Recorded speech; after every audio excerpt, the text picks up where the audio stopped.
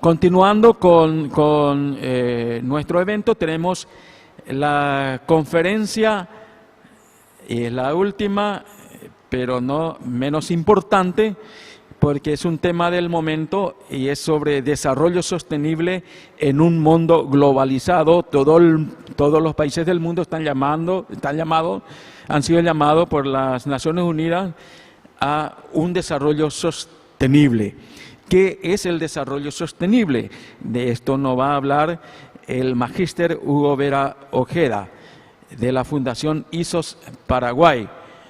Hugo Nelson Vera Ojeda es máster en Ciencias Políticas y Sociales, abogado, ejerce la docencia universitaria y es mentor y ejecutor del programa de capacitación de jóvenes y la competencia Jóvenes Sobresalientes por la Libertad de Paraguay, autor de varios libros. Ha participado activamente en cursos y seminarios sobre ciencias políticas y desarrollo en distintos países de América, Europa y África. Es decano de la Facultad de Derecho y Relaciones Internacionales de la Universidad de Integración de las Américas Unidas y muy conocido por conductor de un programa de televisión en nuestro país. Bienvenido, profesor decano Hugo Vera Ojeda, el auditorio es suyo.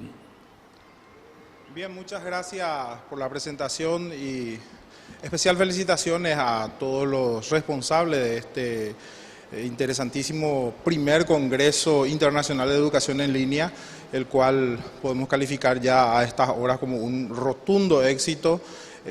Felicitaciones especiales a todo el equipo de la universidad que ha hecho posible esto y el aporte que estamos haciendo como institución desde la academia es gigantesco.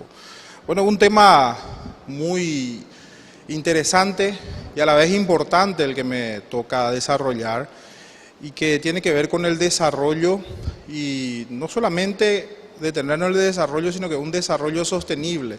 Tenemos que empezar calificando, o mejor dicho, entendiendo de qué estamos hablando cuando hablamos de desarrollo. Muchas veces el desarrollo tiende a confundirse con crecimiento económico. Esto es muy importante porque el desarrollo tiene que ser medido en forma holística. ¿Qué quiere decir esto? Que son muchas las variables que se tienen en cuenta para decir que estamos ante un desarrollo propiamente, porque un crecimiento económico, por ejemplo, que se refleja en el crecimiento del PIB de un país, es simplemente una de estas variables. Por citar un ejemplo, en 1932 en la Unión Soviética tuvimos un crecimiento económico brutal. Ese año la exportación de alimentos de la Unión Soviética se había reflejado en los números como nunca antes, más del 80% del crecimiento en un solo año.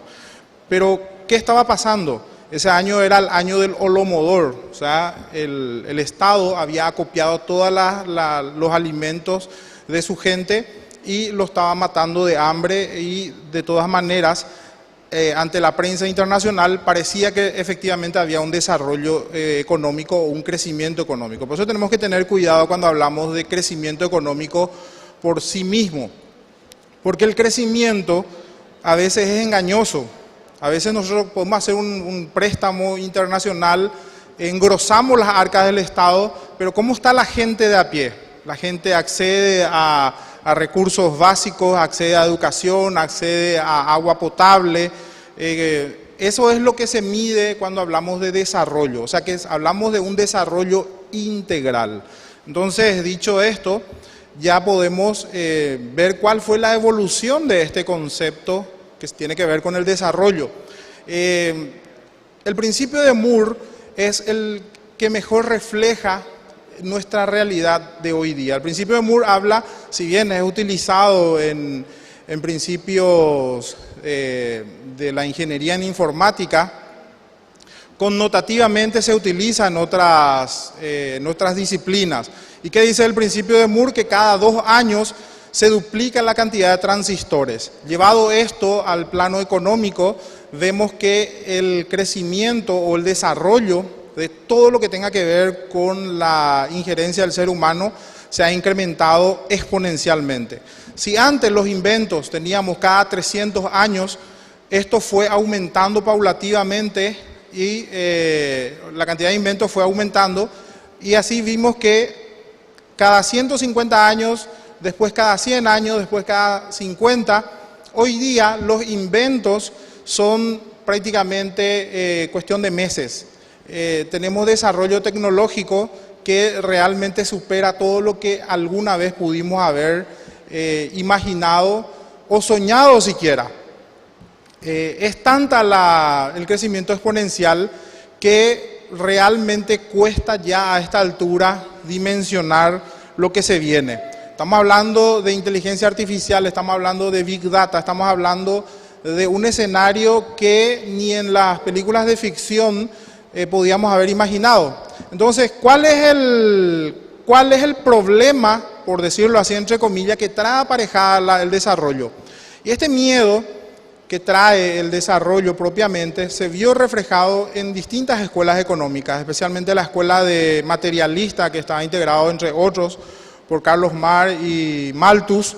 Veían como un problema el excesivo desarrollo, porque tenía que ver con el tema del medio ambiente. Estamos destruyendo el medio, estamos socavando todo lo que es la naturaleza.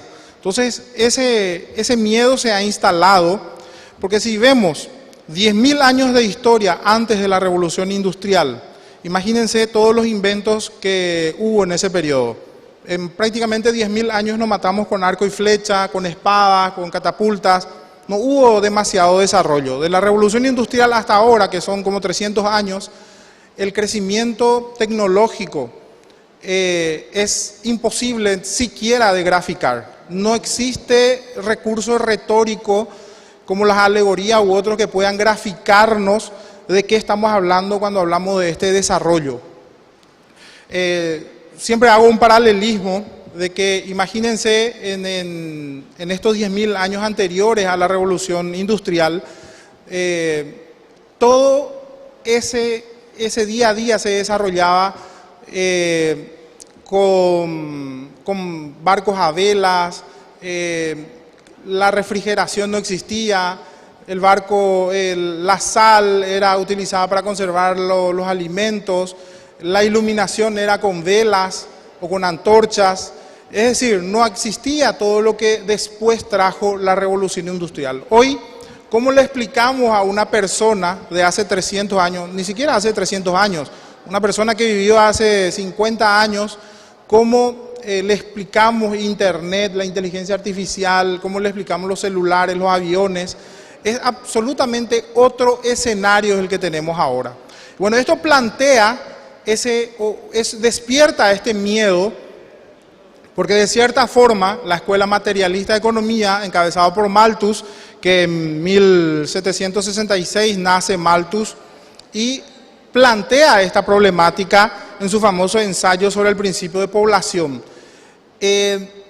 Estábamos teniendo un problema de recursos, según él. O sea, a medida que crecía la población, los recursos iban a ser cada vez más escasos. En esa época llegamos a una población de 1.000 millones de habitantes. ¿Y cuál es el principio que hace que se desarrolle tanto y que aumente la cantidad de la población? Esto se vio reflejado en un experimento hecho en la década del 60, que se llamaba Universo 25, en donde John Calhoun, que era un etólogo, hace un experimento llamado drenaje conductual. ¿Por qué les hablo de esto? Es para que tengan en cuenta de que existe mucho miedo en contra del desarrollo. O sea, existen miedos fundados en estudios que hoy día esos estudios también son cuestionados. El caso de Calhoun con su universo número 5, que utiliza ratas de laboratorio, que comienza a hacer un paralelismo o una metáfora, por decirlo así, de lo que es la vida del ser humano en su día a día. Por ejemplo, todo lo que nos brinda el desarrollo que logramos. Hemos vencido a casi todos nuestros enemigos naturales a través de las vacunas. El invento del jabón, solamente el invento del jabón significó la eliminación de casi todos nuestros enemigos naturales microscópicos, que ni siquiera podíamos entender lo que era ese biomundo que era microscópico. Solamente con el invento del jabón y otros elementos de higiene hemos borrado a todos estos enemigos y hemos logrado una mayor expectativa de vida. Sumado a eso, por supuesto, los avances tecnológicos en la medicina, hemos aumentado la expectativa de vida. Lo que para Malthus, allá por el año 1800 y pico, era todo un terror porque llegamos a 1.000 millones, hoy la población llegó a 8.000 millones. Y lejos de que haya una escasez, tenemos una abundancia de producción. El problema sigue siendo de distribución, en el sentido de que hay lugares en donde surgen con mayor facilidad esta producción y en otros se atasca. Ese es el problema a ser resuelto hoy día y que nos tiene enfrascados. Entonces, estos problemas han llevado a establecer como medidas restrictivas a la producción y al desarrollo, basados en estos estudios que ahora, con el avance de la sociobiología, nos damos cuenta del error que comete John Cullenham al tener estas ratas en un laboratorio donde le daba todos los alimentos, las vacunas. ¿Qué es lo que pasó con estas ratas? Estas ratas comenzaron a crecer en población y llegó en un momento en donde estas ratas ya no se desarrollaban. Estas ratas ya no tenían crías, estas ratas se devoraban entre sí mismas. Entonces la conclusión que saca este etólogo es que iba a haber un colapso social a largo plazo que iba a ser las consecuencias del desarrollo. Es decir, el desarrollo económico nos iba a llevar a un colapso porque iba a haber una superpoblación, iba a haber de cierta forma un cambio conductual producido por esta hiperpoblación. Lo que el error justamente que señalan los etólogos modernos y los sociobiólogos es que estos estudios se hicieron en laboratorios y uno de los principales principios de la etología y la sociobiología es que los estudios se hacen en su medio ambiente, en su hábitat natural. Entonces ese es el error. ¿Por qué? Porque de cierta forma los seres humanos no pensamos todos iguales, no es que tenemos una forma de desarrollo parecida a los animales en donde no podemos pensar. La escuela materialista de economía, que es la que sostiene este colapso, por hacerlo simple, el problema de la escuela materialista se fija en los bienes económicos. Un ejemplo, una pizza de 5 pedazos y hay 7 comensales, 7 personas que van a comer, ellos deducen que va a haber una escasez. Hoy la economía ha resuelto ese problema porque en realidad, cuando se trata de seres humanos, cualquiera de esos 7 puede inventar una receta y replicar esa pizza. Es decir, no es un problema material, la economía no es un problema material, la economía se trata de ideas, de producción. Y hoy, gracias a un premio Nobel que se llama Douglas North, hemos descubierto que el problema del desarrollo es justamente las instituciones. El problema material es irrelevante. Nosotros podemos hacer un préstamo de 50.000 millones de dólares para Paraguay, pero que no cambie ninguna de nuestras reglas, que siga siendo tremendamente perniciosa alguna de estas reglas, que atasque la economía.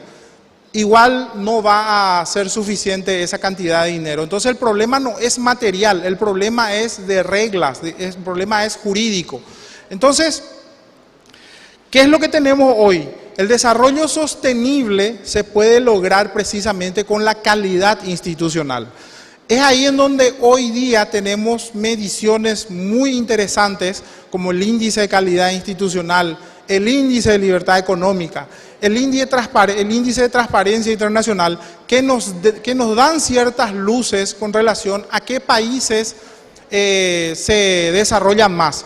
Incluso esa discusión del calentamiento global, que si es antropogénico o si es cíclico, es irrelevante, porque si es cíclico no podemos hacer nada, y si es antropogénico tenemos que ver en qué países se aplican o tenemos mayores problemas. Y vemos que en los países subdesarrollados es en donde hay efectivamente muchos problemas en materia de desarrollo.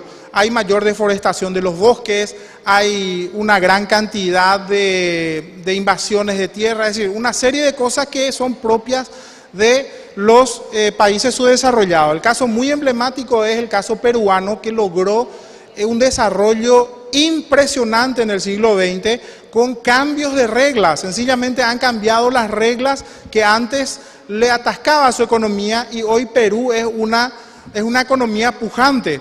Es cierto, como cualquier otro país seguramente tiene también sus problemas, pero muy lejos está, por ejemplo, de un desarrollo como el que Paraguay tiene, o Chile. Entonces, hoy día, cuando hablamos de desarrollo sostenible, necesariamente tenemos que hablar de un concierto de reglas que puedan ser favorables a este desarrollo. Y vemos que una de esas reglas es, por ejemplo, el respeto irrestricto a la propiedad privada. ¿Por qué? Porque sencillamente haciendo un paneo, viendo un mapa mundial, vemos que en los países en donde hay mayor respeto a la propiedad privada hay una mayor protección al medio ambiente. Por ejemplo, el caso de Faber-Castell. Faber-Castell es una de las multinacionales que más deforesta en el mundo. Pero ¿qué tiene en contrapartida Faber-Castell? Es el que más reforesta. ¿Por qué? Porque tiene algo que se llama derecho de propiedad. Cuando hay derecho de propiedad en economía, se puede hacer un cálculo económico en el tiempo, se puede tener previsibilidad. Entonces las inversiones que uno hace dentro de su propiedad también favorece el desarrollo y el mantenimiento del medio ambiente. En los países en donde no hay derecho de propiedad, ocurre lo que se llama tragedia a los comunes, que esto explica muy bien precisamente un jurista peruano llamado Enrique Gersi, que les recomiendo una ponencia que hizo, ¿por qué no se extinguen las gallinas? Y las gallinas no se extinguen sencillamente porque hay derecho de propiedad. ¿Y por qué estaba en peligro de extinción, por ejemplo, los elefantes en África o la vicuña en Perú? ¿Por qué? Porque no tenían derecho de propiedad. Recién cuando le dan, y esto es señalado por Gersi, recién cuando le dan los derechos de propiedad a Loro Piana, que es una empresa que se dedica a la venta de pieles, desarrolla una previsibilidad en el tiempo porque tienen los derechos de propiedad. Entonces las vicuñas, lejos de estar en peligro de extinción, han pasado a multiplicarse por varios. Lo mismo pasó con el elefante en África, lo mismo ocurrió con el salmón. Es decir, cuando hay derechos de propiedad, lo que ocurre es una mayor producción porque hay previsibilidad en el tiempo. El secreto está en las reglas, en la institucionalidad. Entonces, cuando hablamos de un desarrollo sostenido o un desarrollo sostenible en el tiempo, necesariamente tenemos que hablar de reglas. Un país que no tiene las reglas claras, un país que no tiene seguridad jurídica, un país que no tiene previsibilidad en el tiempo, un país que no tiene incentivos a los que producen, un país que castiga a los que producen, no va a tener éxito precisamente la sostenibilidad de ese desarrollo en el tiempo. Entonces tenemos que tener mucho cuidado de qué tipo de reglas es lo que queremos para nuestros países. Unas reglas que castigan la producción o unas reglas que protege justamente al que produce. Entonces, el desarrollo siempre va a ser holístico. Quiero dejar por lo menos bien patente esto. El desarrollo se mide en forma holística. ¿Qué quiere decir eso? Que no es solamente el crecimiento económico que se refleja en el crecimiento del PIB. Por ejemplo, Paraguay tiene un crecimiento del PIB del tanto por ciento. Eso no dice nada, absolutamente nada. Quizás esté reflejando sencillamente que el Estado engrosó sus arcas. Tiene que tener que el reflejo del PIB tiene que estar asociado con la transparencia, la calidad de educación, la protección del medio ambiente. ¿Qué estamos haciendo para proteger el medio ambiente? Los derechos de propiedad, la libertad de expresión. La libertad de expresión es un eje o una variable en lo que se refiere al desarrollo que muchos no tienen tan en cuenta. Sin embargo, es fundamental. En un país en donde no hay libertad de expresión, no puede haber desarrollo. Es decir, estamos hablando de un conjunto de medidas que hacen que un país o una nación se desarrolle. No es solamente crecimiento económico, sino que es desarrollo propiamente. Entonces, para ir terminando, el desarrollo sostenible tiene que ver con un crecimiento de los bienes, tiene que ver con endeudarnos, tiene que ver con que encontremos oro. Algunos por ahí dijeron, si cae un meteorito lleno de oro, va a haber un pedazo de oro para cada uno y no va a haber pobreza. Esa es una ignorancia total en materia de economía. O sea que el bien material por sí mismo no hace al desarrollo. Y eso lo probó España cuando se descubrió América y llevaron muchísimo oro, sin embargo su economía igual se dio resentida. O sea, la economía no se trata de bienes. Ya está superada la teoría de la escuela materialista. La economía se trata de reglas. Y si queremos tener un desarrollo sostenible, tenemos que apuntar a reglas claras, reglas que no sean confusas para nadie y por sobre todo que sea predecible. La previsibilidad es un elemento fundamental para el desarrollo. Muchas gracias. Muchas gracias, excelente presentación, Magíster Hugo Vera Ojeda. Tenemos dos preguntas, pero en realidad lo vamos a compactar en uno, en honor al tiempo. Bueno, la primera en realidad es más que pregunta un pedido. Si podría reiterar la diferencia entre desarrollo y crecimiento económico. Y la otra consulta es, el desarrollo sostenible se sostiene sobre tres ejes fundamentales, lo económico, social y ambiental. Sin embargo, esa situación no se da en nuestro país. ¿Cuánto tiene que pasar para que se dé ese equilibrio? Bueno, la principal diferencia entre el crecimiento económico y el desarrollo es que el desarrollo se mide en forma holística, es decir, se tienen en cuenta varios ejes. Por ejemplo, crecimiento económico que se refleja en el PIB, la protección del medio ambiente, la calidad educativa, el acceso a la información pública, la transparencia en materia de bienes públicos, si ya cité el respeto irrestricto a la propiedad privada. Es decir, son varios ejes que se tienen en cuenta y en donde finalmente ¿quién es el beneficiado? ¿Es el individuo o es el Estado? En un país en donde solamente se tiene en cuenta la salud del Estado y se deja de lado la salud del individuo, no puede ser un país desarrollado. O sea, un país tiene que tener sus políticas de crecimiento y desarrollo apuntado al individuo, a la persona. Y con relación a los ejes del crecimiento, del desarrollo sostenible, sobre lo social, también sobre el crecimiento económico sostenible en el tiempo, por supuesto que vuelvo a insistir, el problema no es de bienes, el problema no es de cuántos bienes hay en nuestro país.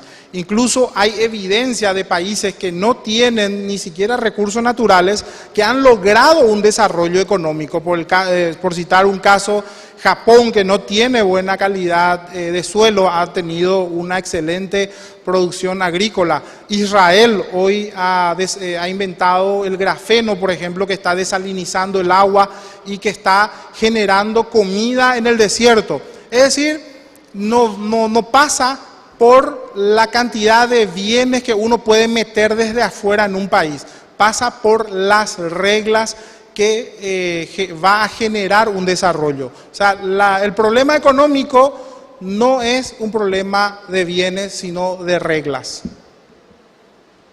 Bueno, por el tema del tiempo, porque van surgiendo más preguntas, y esto en realidad es uno o lo otro, considerando la participación de uno de los que están siguiendo muy de cerca. Dice, las políticas de sostenibilidad de las industrias a las que se refiere con el derecho de propiedad, ¿son impuestas o son espontáneas? ¿Son impuestas o son espontáneas? No, los derechos de propiedad son individuales, o sea que al tener un país protección sobre los derechos de la propiedad privada, estamos hablando de los bienes de las personas. A veces se tergiversa este tema, decía Adam Smith, la retórica interesada hace que se tenga que explicar lo sencillo, decía. Los derechos de propiedad estamos hablando de las personas particular. La protección tiene que ser uno de los ejes que te brinde el Estado. O sea, un Estado en donde no brinda protección sobre los derechos de propiedad, entonces estamos sujetos a ese fenómeno económico que se llama tragedia de los comunes. Si no hay protección de estos derechos, el destino es la tragedia de los comunes. O sea que lo que es de todos no es de nadie. Lo que ocurre con un arroyo, con nuestros arroyos, donde no hay derecho de propiedad, sencillamente estos arroyos se destruyen, nadie cuida, porque al ser de todo en teoría no es de nadie. Entonces, si la pregunta se refiere a cuando es impuesta, esto se refiere, los derechos de propiedad se refiere a un derecho propiamente, valga la redundancia, que tiene que ser reconocido por el Estado. Incluso otros hablan de que va más allá del derecho positivo y que es un derecho natural o un jus naturalismo, ¿verdad? Entonces, esto tiene que ser reconocido, el individuo tiene que gozar de los frutos de su trabajo. Cuanto menos el Estado le confisque sus bienes, más desarrollo va a haber en un país. Sí, hay una consulta en coincidencia y por eso comparto con usted, decano. Dice, ¿podría dar ejemplo de una empresa paraguaya que tiene en cuenta la previsibilidad? O sea que hay varias consultas al respecto, ya que mencionó usted eso. No, en Paraguay estamos muy lejos de tener una previsibilidad en el tiempo, porque los derechos de propiedad en este país es desastroso. O sea que tenemos 5 instituciones por lo mínimo que tienen que registran la propiedad: Catastro, Registro Público, INDER, INDI, todo cada uno con sus derechos de propiedad, y el Ministerio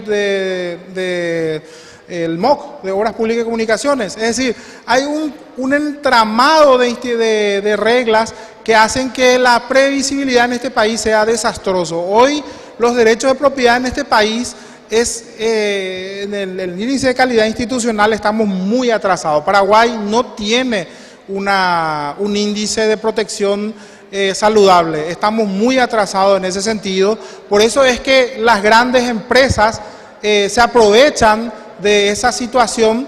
O sea, no todas, por supuesto, ¿verdad? Pero hay grandes empresas o grandes economías que en colusión con el Estado obtienen reglas más favorables para sus intereses en detrimento de los individuos. Lo ideal es que exista igualdad ante la ley y que ni las empresas grandes, ni las multinacionales y ni el particular puedan abusar de ese derecho. Pero Paraguay lastimosamente está muy lejos y hay proyectos de cierta forma en solucionar de cierta manera los derechos de propiedad en este país, pero va a ser un desafío muy grande. Ojalá que podamos tener la misma experiencia que del Perú, en donde el Perú hizo muy buen trabajo en ese sentido y ha logrado un desarrollo pero brutal. El desarrollo que logró Perú gracias a esta variable, porque es una sola variable el tema de los derechos de propiedad, es algo que he estudiado en todas partes del mundo. Jesús Huerta de Soto, Enrique Gersi,